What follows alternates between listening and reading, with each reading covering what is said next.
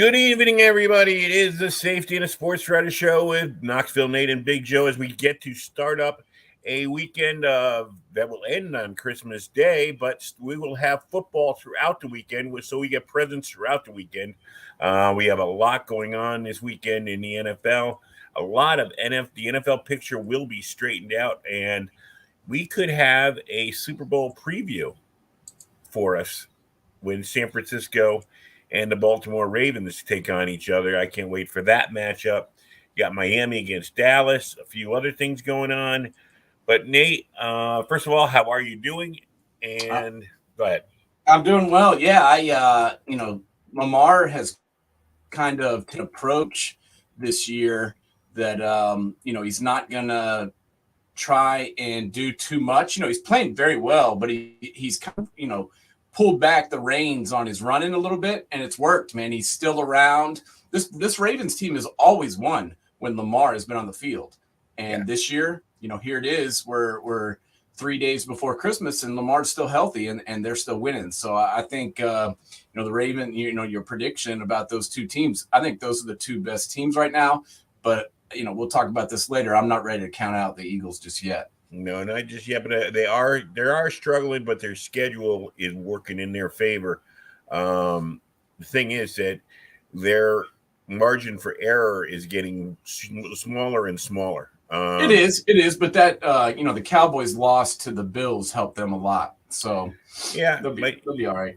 Yeah, we got a lot to get to, but let's just let's start out with what we saw last night. A team that is now pushing themselves into the playoff picture. A team that we saw a couple of years. Yes, they bought it in a way. They reached out and went for it all with the Rams. Surprisingly, no one expected it. A few rookies have stepped in. Puka has raised some eyebrows.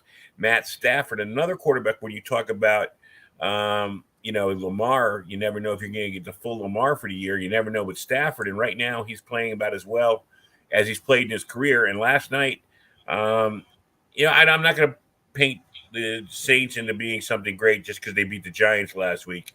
The Giants were due for their comeuppance, but they were coming off a hot game, and the Rams just took it to them.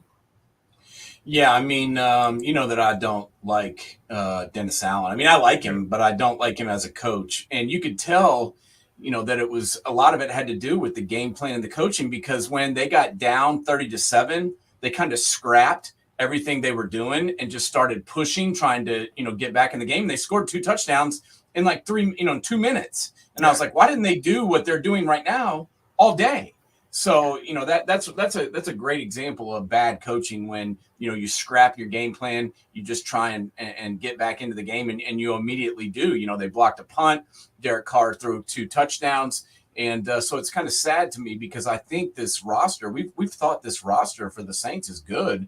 Going back to last year, it's just the head coaching is poor at best.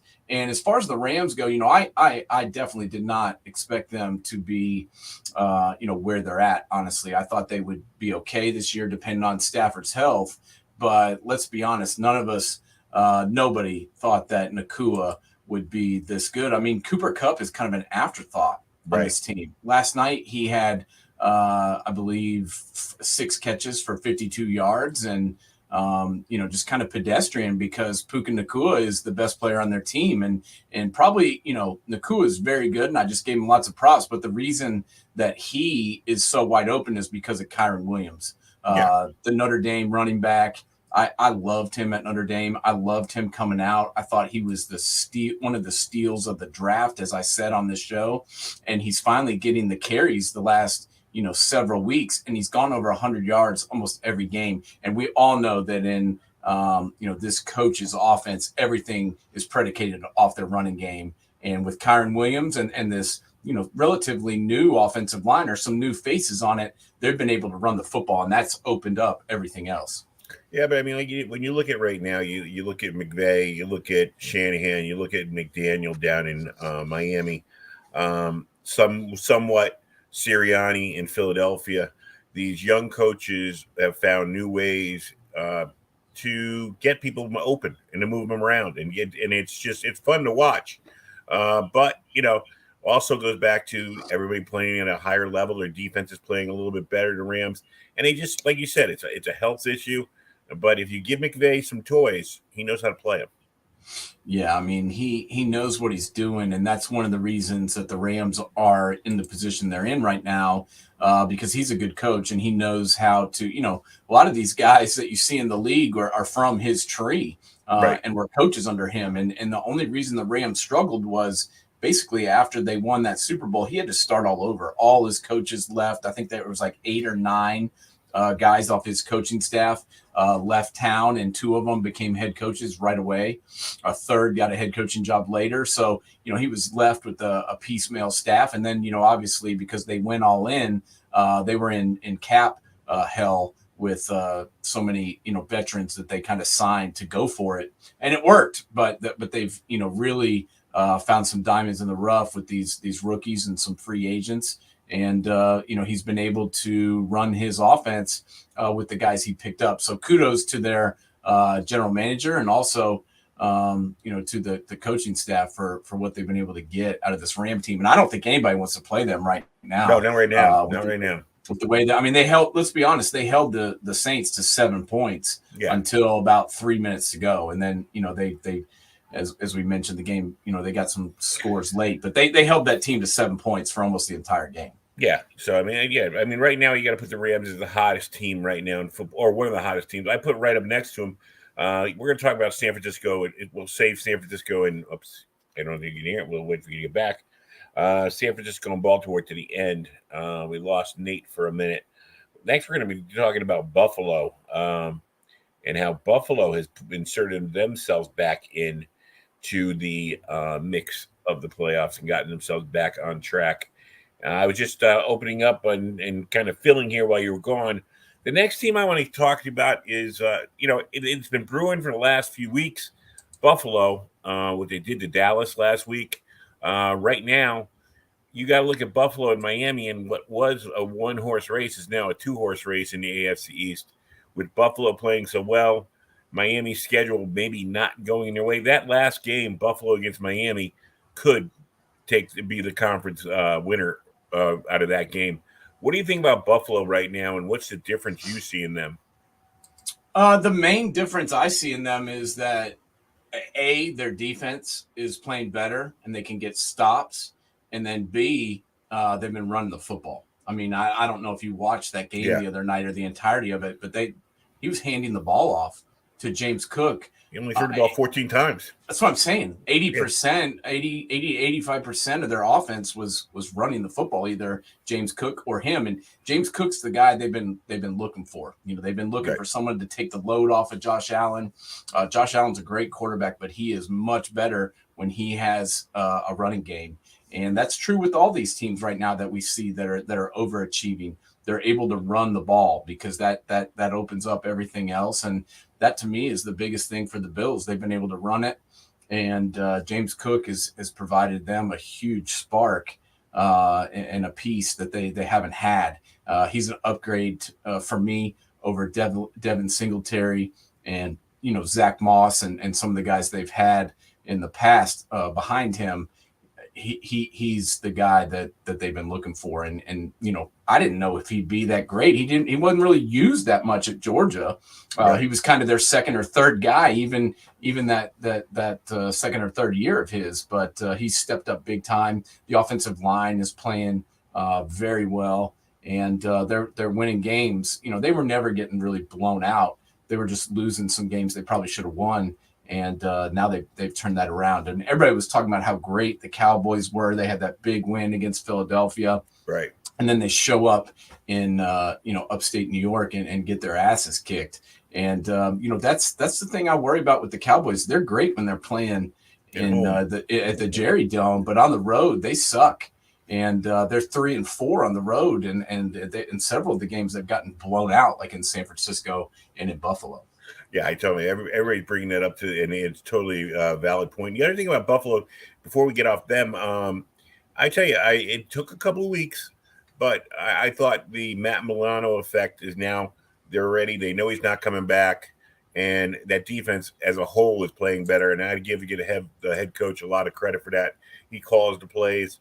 When Milano and White first went down, they were struggling, but it seems they found a new way to do it. So head kudos to the coach for that. Let's talk about Detroit a little bit right now. They're in they're in control of their conference. They should run away with a little bit. But this Detroit team, I'd like to see them. You always look for the teams going into the playoffs. Who's going to be hot? They got 3 weeks to get back that mojo they had going in early in the year, as far as I'm concerned. What about you? What do you think about Detroit?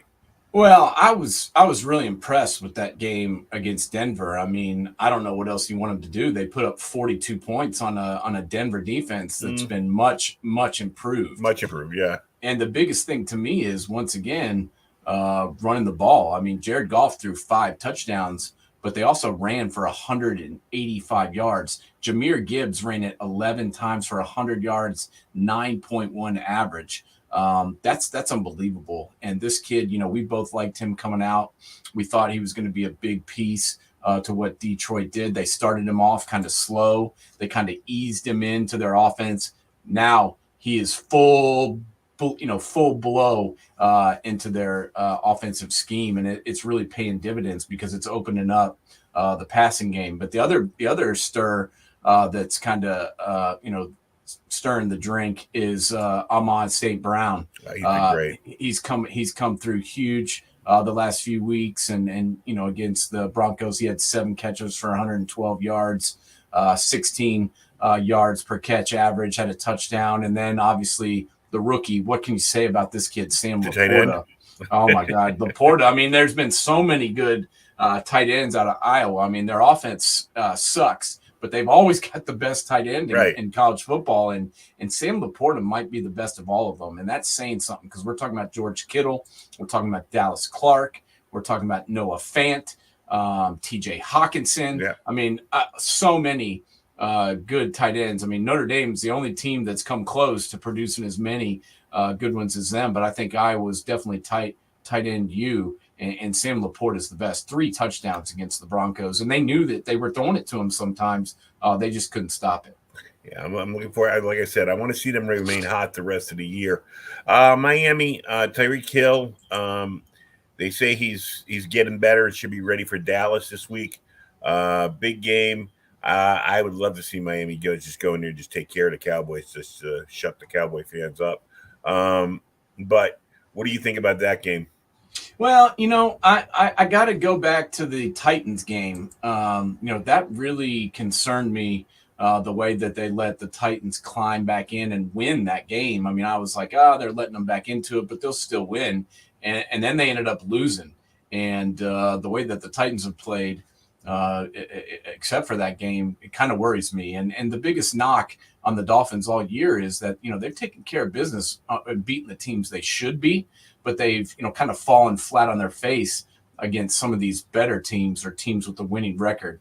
So it's going to be very, very telling what this Dolphins team is down the stretch. And as you mentioned, they've got a much tougher path, tougher road to hoe than the Bills do. I mean, the Dolphins, as you just mentioned, play the Cowboys, then they play the Ravens on the road, then they play the Bills. So Cowboys, Ravens, Bills to finish it out. We're going to see whether they can beat these good teams, because that's the only knock on this team is they can't really sometimes put away these good teams or these teams that are above 500, and they got 3 of them in a row. So we'll find out if they're good. We'll find out what they've got going into the playoffs, depending on how they finish. And they're going to need Tyreek Hill. I don't know if he's going to be 100% for this game.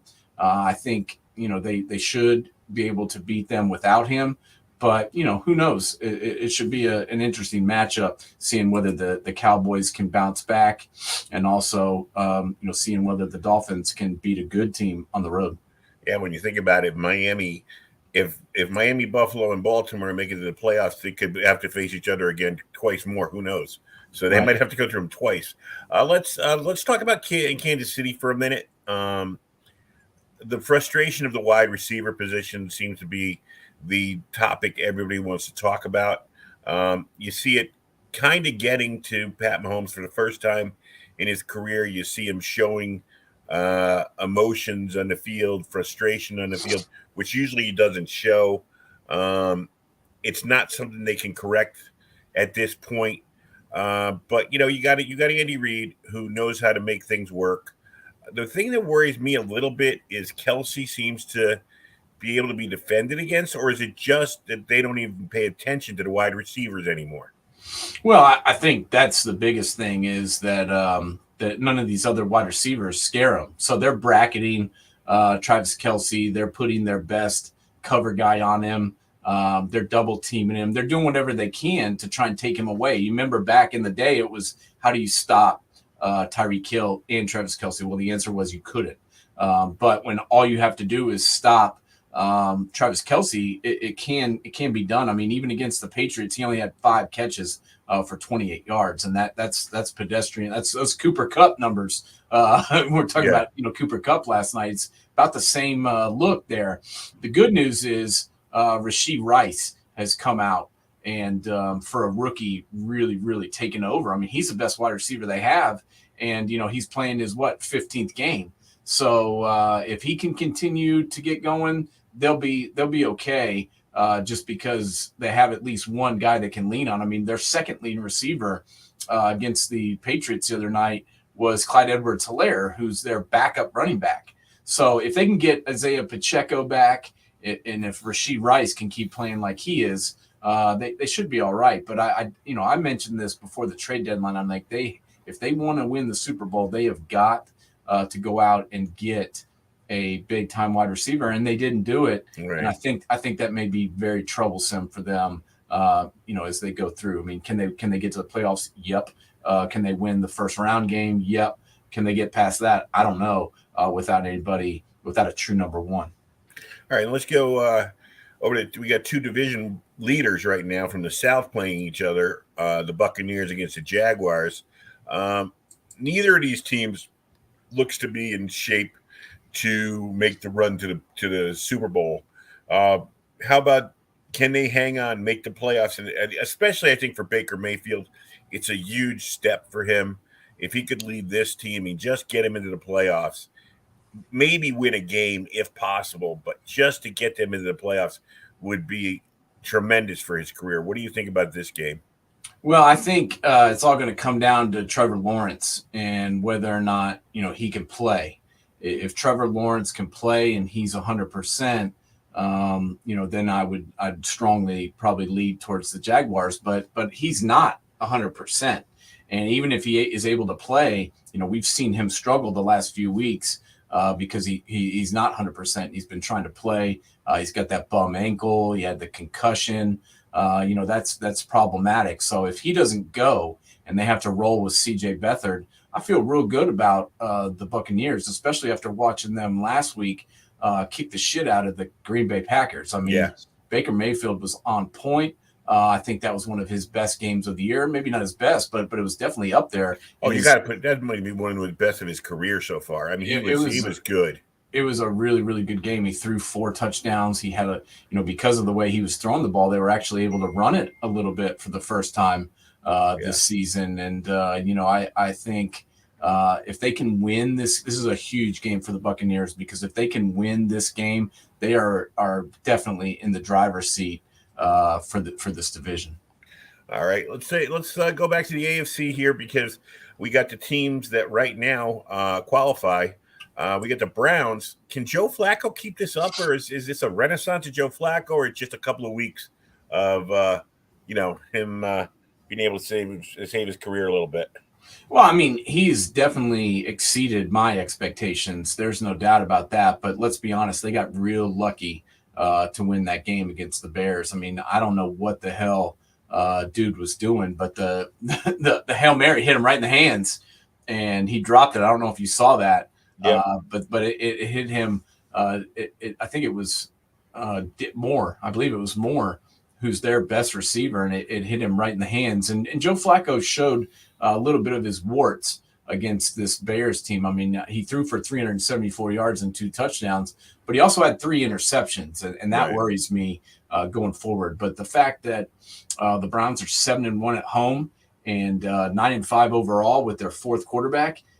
I got to give a little credit to our boy Kevin Stefanski. I know I we've been know. critical of this Mea guy. culpa. Hey, we've been critical of him, and that's and why rightly so, though. But we were rightly so. But I mean, yeah, he has maybe he's figured it out. We criticize him when he looks like shit, but when he's done what he's done, I have to give him some credit. Yeah, I know.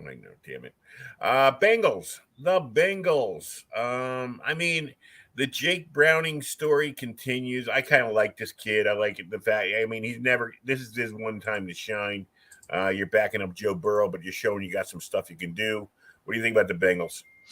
Yeah, I liked this guy in college at Washington, but he just hasn't really gotten a shot. And that first week, he struggled a little bit, but I think Zach Taylor and the boys were able to kind of figure out what he's good at after watching that game. And since then, he's been lights out. And a huge game against the Vikings to put the Bengals at 8-6. I think almost just about everybody had the Bengals pegged for dead when Joe Burrow was lost for the season. I couldn't really find anybody that said, oh, they've still got a shot. Oh, they still might make the playoffs. Oh, they can succeed without Joe Burrow. I didn't hear one damn person saying that. So kudos to Jake Browning. And I have to admit, I've ripped on Zach Taylor throughout his career, especially, pre-Joe Burrow. He sucked. I think he was like, 4-26-1, or maybe 5-26-1 as a head coach before Joe Burrow got there. And then it was like, oh, now he's winning. Well, yeah, he got Joe Burrow, but he's done a really good job since Browning took over, at least since the second game of Jake Browning. But, we'll see just how good both of them are moving forward, because this division, you got to earn your way through it. The good news is they played the Steelers, this week, which I think they could probably handle.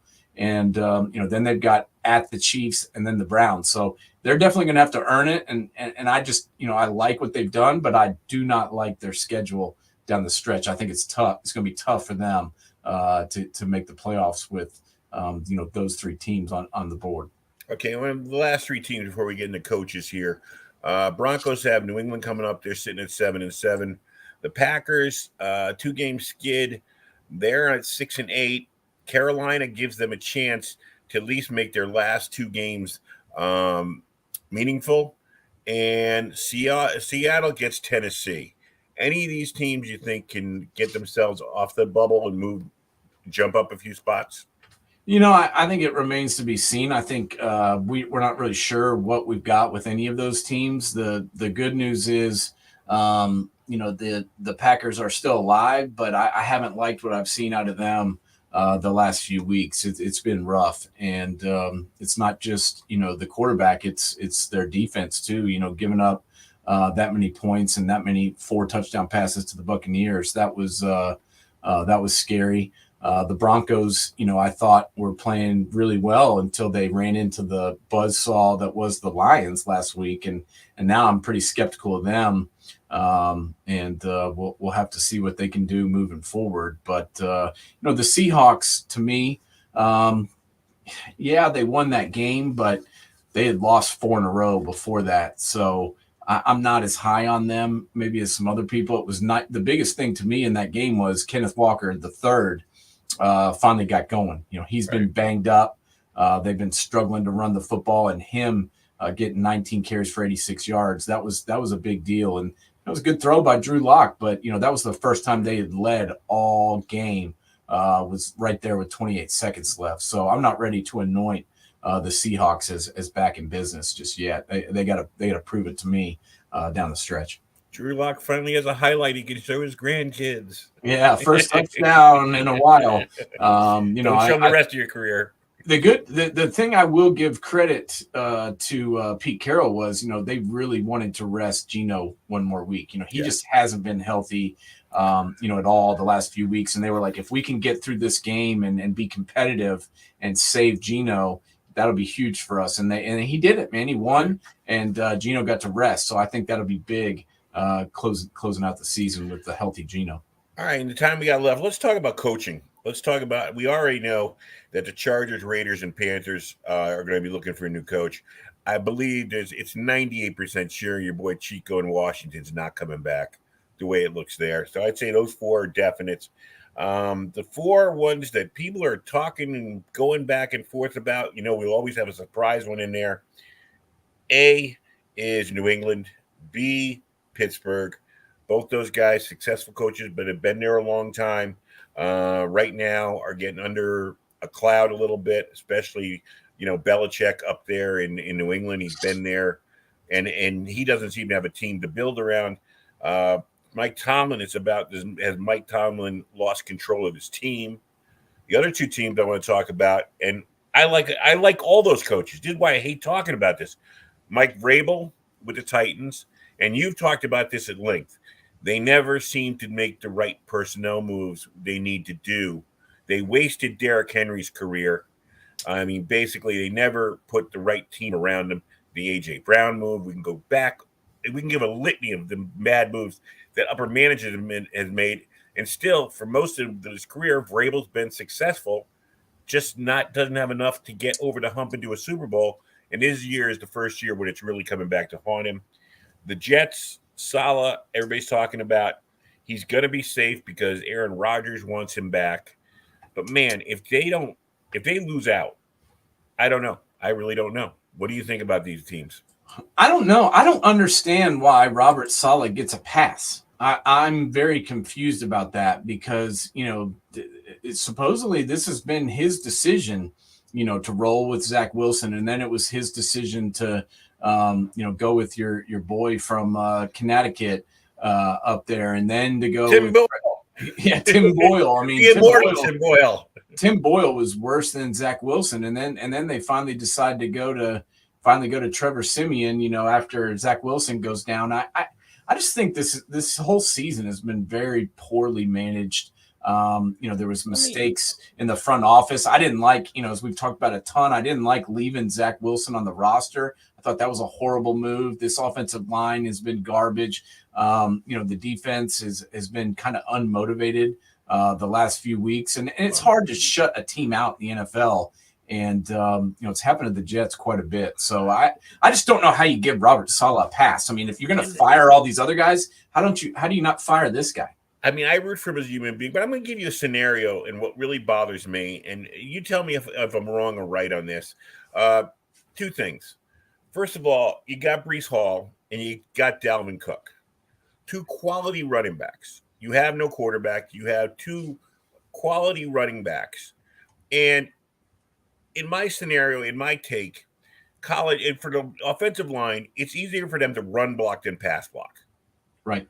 So when you lost Aaron Rodgers, especially after it wasn't working the first couple of weeks, why don't you just go to Nathaniel Hackett and go, we're going to run the ball 40 times a game. We got two running backs. We can give the ball in their hands 20 times a game. We'll go double tight end set, and we don't care. We've got a defense. We're gonna control the clock, and what we're gonna do is if we have to punt 4 times and win 13-10, we're gonna do it that way. But we're not gonna commit the big turnover. We're not gonna be 3 and out, and we're gonna just run the clock and use our defense to win games. Would that have been a winning scenario? We don't know if we don't win a scenario, but does that make sense to you?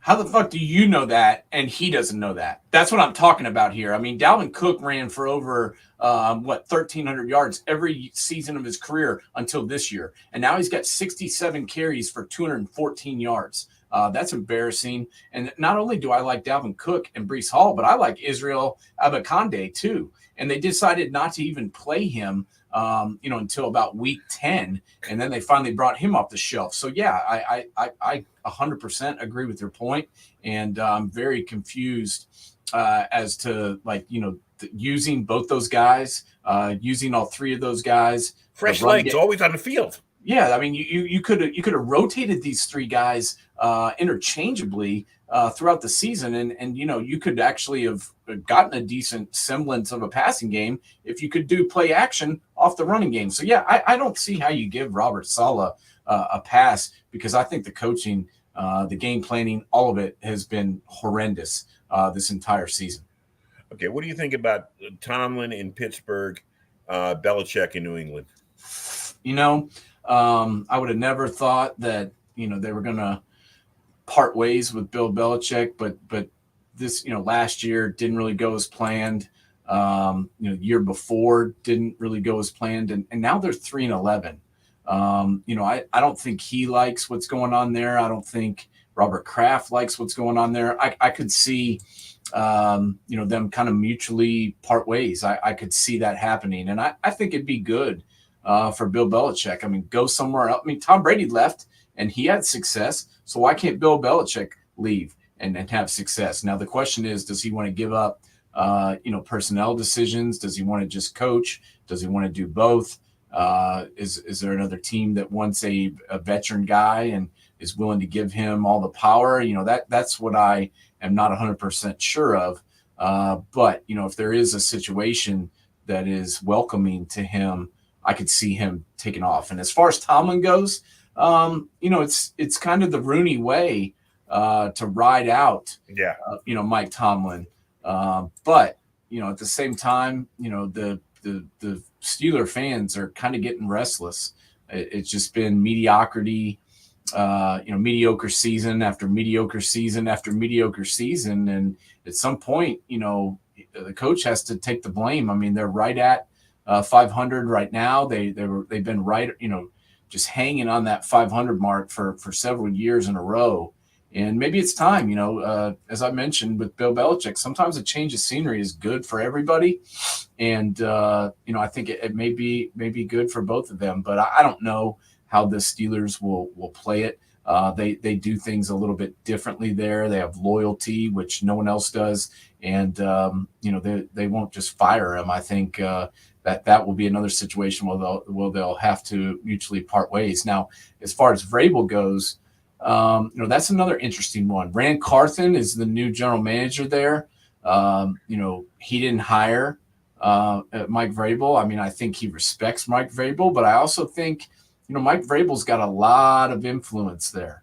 And I think if Rand Carthon really wants to be the guy in charge, he may be pushing for him to be gone. And, once again, maybe a change of scenery would be good for Mike Vrabel. The personnel decisions, have been bogus, and that started with John Robinson, and they've been better since he's been gone. But still, I think this could be another situation where a change of scenery might be really good. I want to see Derrick Henry get to go somewhere and win, and I want to see Mike Vrabel get to go somewhere and win too. So I wouldn't be shocked if all three of those guys are on the move. Yeah, I'm trying to think. I can't really remember the end of the Chuck Noll era. I mean, Cowher walked away, I think, because his wife at the time was sick, and he was kind of burnt out, and they lucked on the Tomlin. But again, the one thing I will say in the Tomlin case and in the Belichick case, the old saying from my favorite Joe Dwyer: once you shoot for the king, don't miss, don't come up. I mean, if you're the Rooneys or you're Bob Kraft, you're throwing away 7 Super Bowl champions between the two of them. You better have a guy who's ready to come in there on the fly and win. Because if you don't, you're going to be in trouble. Yeah, I mean, 8 actually. Bill Belichick's got 6, and okay. Mike Tomlin only has 1. You're right.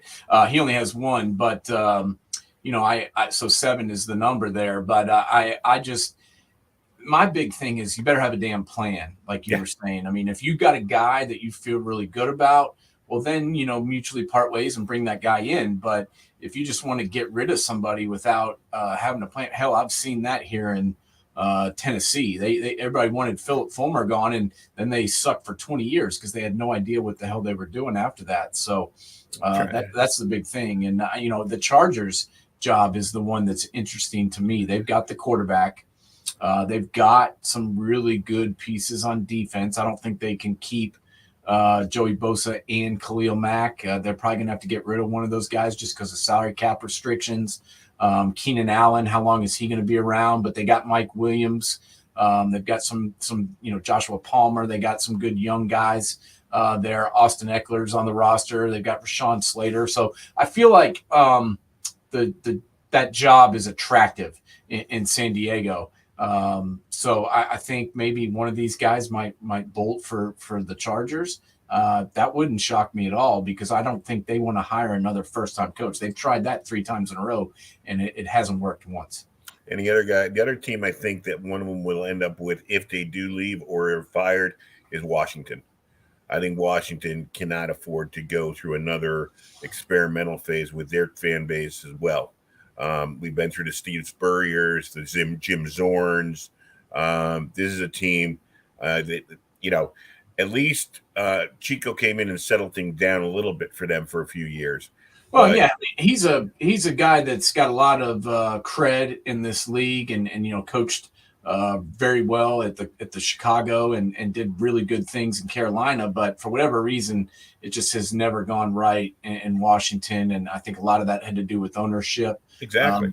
But I feel like the new owners may want to bring in their own guy. But that's why I'm saying it's important they prove they're anti-Snyder.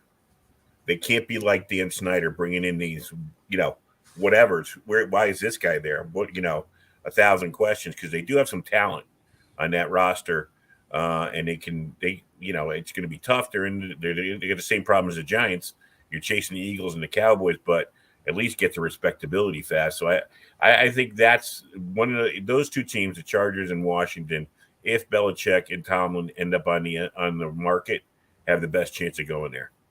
I got a question for you. What do you think about the job that Antonio Pierce has done in Las Vegas, and B, do you think they even consider keeping him as their head coach?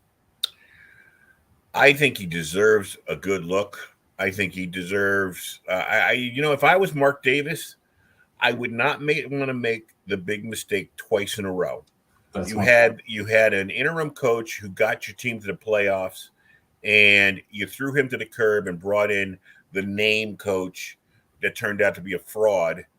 You want to do that twice in a row? You potentially throw Antonio Pierce, who's got the locker room, he's got the faith of those players, and a step up. You can't, like I said, another one.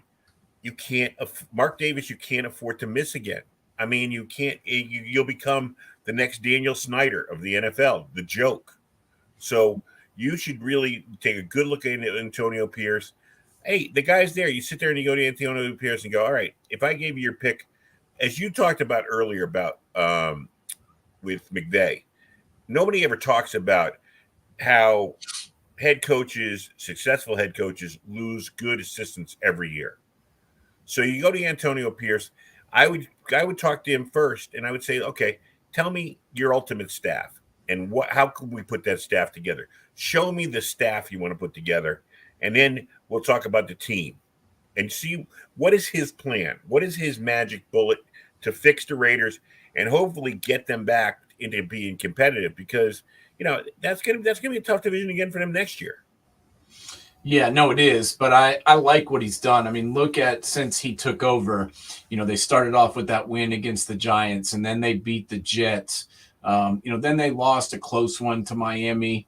They got beat, 31-17 to the Chiefs. But, then they lost to the Vikings 3-0, and then they blew the Chargers out. I just feel like, the locker room has really changed since he took over. I feel like these guys are playing hard for him. They've got a fourth round draft pick in Aiden McConnell, rookie, playing quarterback. And so I feel like, he's done a good job. I didn't know how it would go, putting him in there. He's never been a head coach ever. And I just didn't know what it would look like. But I really feel like he's done a pretty good job. And, here they sit 6-8. And let's see what they do these last 3 weeks. I think if they, let's say they win 2 or 3 down the stretch, I feel like he should be in strong consideration for the job if he wins 2 out of the next 3 games. Chiefs, Colts, Broncos. Especially with the guts. And, I feel about Jimmy G. I mean, to stand by a young quarterback over your big free agent signing and throwing that in your owner's face, and to be semi-successful, if not successful, with that decision, that's your coach. That's your coach. That's what you want. Yeah, that's what I'm saying. I mean, he could have gone and said, we're putting this guy back in, but he's stuck with the rookie and come up with pretty good game plans with him out there, and they haven't gotten shellacked since he took over. I mean, they've lost some games, but they've been in pretty much every single one, and say maybe that Chiefs game. All right. Let's get you out to. I know you got a big dinner coming up tonight, a big steak dinner on your plate tonight, and we got Christmas weekend coming up. A lot of football to get to. Happy holidays to you and your family, and I will see you next week. And everybody out there, Merry Christmas. What do you got to say, Nate? Aim to end it all for us. Yeah, bud. Everybody have a safe and happy holidays, and we'll talk to you again after Christmas, bud. All right. Talk to you later, bud. See you.